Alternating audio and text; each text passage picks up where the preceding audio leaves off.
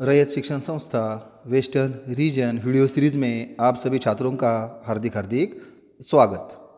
विषय हिंदी कक्षा 9वीं वीडियो क्रमांक 16 गद्यपाठ 7वां डॉक्टर का अपहरण।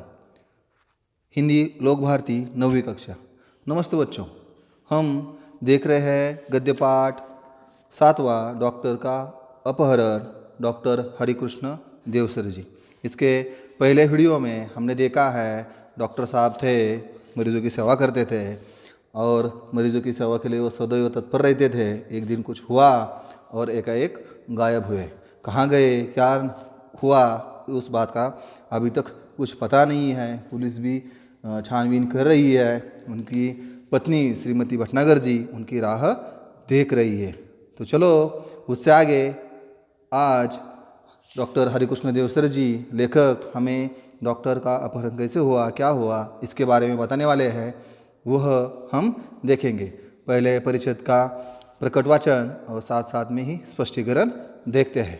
तो चलो चलते हैं हमारे पाठ की ओर। डॉक्टर का अपहरण, परिचित क्रमांक 2। दिन पर दिन बीत गए थे और डॉक्टर भटनागर के बारे में कोई जानकारी नहीं मिली थी। उनके इस तरह रहस्यात्मक ढंग से गायब हो जाने पर पुलिस स्टेशन भी परेशान था, पुलिस भी परेशानी में थी और परेशानी का कारण थे डॉक्टर साहब। कहाँ गायब हुए, क्या हुआ, कुछ बात की जानकारी उन्हें नहीं मिल रही थी। इस तरह रहस्यात्मक तरीके से ढंग से वो गायब हो चुके थे। न सिर्फ पुलिस परेशान थी बल्कि लोग भी भयभीत थे। सभी लोग भी भयभीत थे। क्या हुआ होगा, डॉक्टर के बारे में क्या हुआ होगा और क्या कुछ उनके जान का हुआ होगा क्या, ऐसी कुछ बात उनके मन में आ रही थी। यही कारण था कि डॉक्टर भटनागर के गायब हो जाने का समाचार केवल एक ही बार छापा गया और बाद में भय का वातावरण बन जाने के डर से दबा दिया गया। एक ही बार उनका समाचार वो गायब हुए हैं एक बार अखबार में आया था, उसके बाद में वो भय, सभी लोग डरने लगे थे। इस वातावरण की वजह से वो बार बार वो न्यूज़ में या समाचार में उनकी वो बात नहीं आ रही थी, उसको दबा दिया था, उसी तरह उसे रखा दिया था। आगे धीरे धीरे कई महीने बीत गए, धीरे धीरे कई महीने बीत गए, समय बीतता गया और श्रीमती भटनागर निराश हो चुकी थी। उनकी पत्नी बीबी श्रीमती भटनागर जी निराश हो चुकी थी, दुखी हो रही थी। दर्द उन्हें हो रहा था कि मेरे पति कहाँ गए होंगे, क्या उनकी हालत होगी और क्या हुआ होगा। उनकी हालत पागलों जैसी थी। भटनागर जी की हालत पागलों जैसी हो गई थी और हर रोज़ सुबह सुबह वो उठती थी, दरवाजे पर आकर खड़ी हो जाती थी और राह देखती थी, डॉक्टर साहब कब आएंगे, क्या होगा। वो कुछ बात हो रही थी। जैसे ही वह डॉक्टर भटनागर के आने की प्रतीक्षा कर रही हो, डॉक्टर भटनागर साहब आ रहे हैं, उनकी वो राह देख रही हो, ऐसी वो उनकी हालत दशा हो रही थी, प्रतीक्षा कर रही थी, इंतज़ार वो कर रही थी और वो हतप्रभ रही थी। ठीक है ना, कुछ हो नहीं मिला था, कुछ हो नहीं रहा था, पुलिस भी कुछ कर नहीं रही थी। कई महीने बाद एक दिन श्रीमती भटनागर ने दरवाजे पर फिर से वैसे ही गाड़ियों के पहियों के निशान देखे। एक बार फिर से वैसे ही, जैसे डॉक्टर साहब को पहले कोई लेके गया था, कुछ हो गया था तो उसी तरह की गाड़ी थी, गाड़ियों के पहियों के निशान थे। आज भी उसी की तरह के गाड़ियों के निशान उन्होंने देखे थे। उन्हें लगा कि शायद डॉक्टर साहब आए होंगे, उन्हें लगा शायद कि सब डॉक्टर साहब आए ही होंगे ऐसा लगा। लेकिन कहाँ है, घर पर राह देख रही थी, कुछ हो रहा था, लेकिन उन्हें लगा शायद घर पर वो थी और गाड़ियों के पहियों के निशान देखे, उन्हें लगा कि शायद डॉक्टर साहब आए होंगे, आए हैं, लेकिन कहाँ है उस बात का उन्हें पता नहीं चला था। उन्हें तुरंत ही पुलिस को सूचना दी, तुरंत पुलिस को बता दिया कि ऐसा कुछ पहियों के निशान दिख रहे हैं, मेरे घर के सामने ऐसा कुछ हो रहा है। खोज जारी हो गई, पुलिस की खोज, पुलिस उसने खोज रही थी, वो खोज जारी हो गई। पुलिस का एक दल आया, उनके घर पर भी आया एक दल, टुकड़ी पुलिस की उनके घर पर आ गई और वो छानबीन कर रही थी, यहाँ है, वहाँ है, क्या क्या है, कैसे निशान है और कितनी लंबाई है, कितनी ऊंचाई है निशानों की और कुछ है कि नहीं, पहियों के, गाड़ियों के पहियों के निशान के, वो कुछ देख रहे थे और कुछ बात हो रही थी। उसने गाड़ी के निशान देखे, लेकिन उन निशानों को देखकर कुछ भी अंदाज़ा लगाना कठिन था। उन्होंने गाड़ियों के निशान देखे और उस निशानों को देखकर, पहियों के निशान को देखकर कुछ अंदाज़ा लगाया कि हम कुछ अंदाज़ लगाएंगे, कुछ करेंगे, कुछ देखेंगे, लेकिन वो अंदाज़ लगाना ठीक ना नहीं था, कठिन था, उससे कुछ जानकारी नहीं मिल रही थी। हाँ, तो और एक बात हुई थी, एक सीढ़ी अवश्य मिली थी, एक सीढ़ी थी तो अवश्य उन्हें मिली थी जो लिफाफे में बंद थी। एक सीढ़ी उन्हें मिली थी जो लिफाफे में बंद थी और उस पर श्रीमती भटनागर का नाम लिखा था। जो डॉक्टर साहब की पत्नी है उनके नाम पर वो सीढ़ी थी और लिफाफे में बंद थी। वो सीढ़ी उन्हें मिली थी। गाड़ियों के पहियों के निशान देखे, बाकी कुछ अनुमान नहीं लगाया, लेकिन सीढ़ी अवश्य मिली थी। उसके बारे में कुछ राय था तो पुलिस ने उस सीढ़ी को तुरंत सुनने की व्यवस्था की गई। पुलिस ने उस सीढ़ी को सुनने के लिए और अलग उपकरणों की व्यवस्था कर ली गई कि क्या है सीढ़ी में, क्या हुआ होगा सीढ़ी ड्राइव में, जिससे हमने क्या उसमें कुछ बात कुछ हुई होगी या क्या हुआ वो देखने के लिए उन्होंने उसकी व्यवस्था की। सीढ़ी बजते ही सीढ़ी बजने लगी, उस सीढ़ी चालू कर दी, सीढ़ी बजने ही लगी और सभी लोग हतप्रभ रह गए। सभी लोग, सीढ़ी बजते ही सभी लोग हतप्रभ रह गए। हतप्रभ रहना बहुत चक्का होना, यानी क्या हुआ होगा, क्या हुआ होगा, क्या बात है, स्तंभ रह गए। ठीक है, सभी लोग। उसमें डॉक्टर भटनागर बोल रहे थे, उस सीढ़ी में डॉक्टर साहब बोल रहे थे, बात कर रहे थे। तो डॉक्टर साहब ने सभी के सामने बात कर रहे थे तो डॉक्टर साहब बोल रहे थे, तुम सब लोग मेरे लिए परेशान हो गए, तुम सब लोग मेरे लिए परेशान हो गए। शायद अब मरा हुआ समझ लिया होगा, शायद सभी ने मुझे मरा हुआ समझ लिया होगा, लेकिन मैं जिंदा हूँ, मैं जिंदा हूँ और बिल्कुल ठीक हूँ, मैं जिंदा हूँ और बिल्कुल ठीक हूँ। तुम लोगों से कई करोड़ों मील, मैं एक अन्य सौरमंडल ग्रह पर हूँ।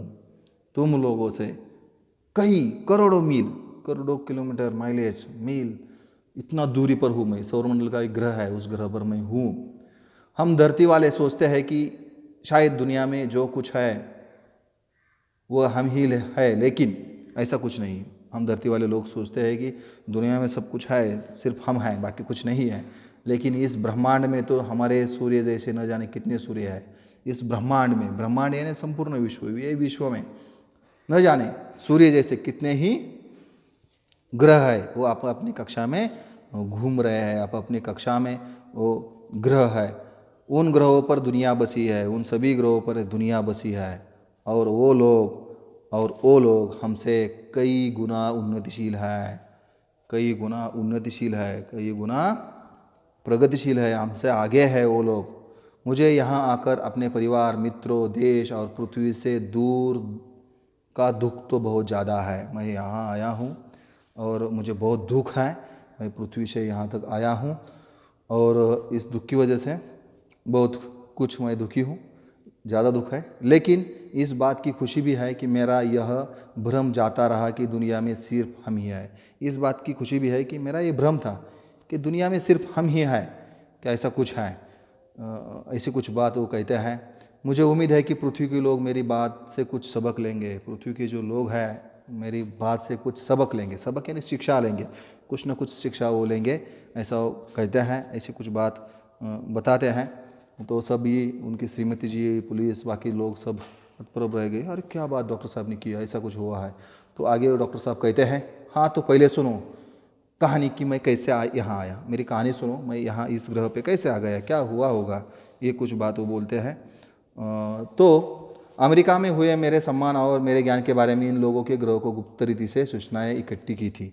अमेरिका में जो मेरा काम था और मेरे काम का जो बोला वाला था वो उन्होंने गुप्त रीति से जानकारी प्राप्त की, तभी से ये लोग मेरी अपहरण की योजना बना रहे थे। तभी से ये सब लोग मेरा अपहरण करेंगे, वो अपहरण की योजना बना रहे थे। तो अमेरिका में मैंने मुझे पुरस्कार मिला, मैंने मरीजों के लिए कुछ अच्छा काम किया था। उन्होंने सूचना इकट्ठी कर ली, मेरी जानकारी इकट्ठी कर ली, उन्हें लगा शायद ये डॉक्टर हमारे काम आएगा, कुछ होगा, इसी वजह से वो अपहरण की योजना बना रहे थे।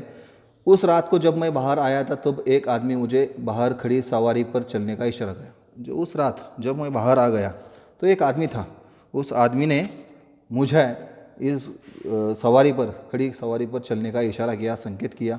मैं अपने सहज भाव से आगे बढ़ा, लेकिन उस विचित्र यान को देखकर चौंक पड़ा। अपने सहज भाव से मैं आगे चला, लेकिन वो विचित्र यान को देखकर मैं चौंक पड़ा। मुझे अच्छा लगा, अलग लगा। अरे यार यानी सवारी ये अलग सा कैसा है, चौंक गया मैं, ऐसा हो गया मैं।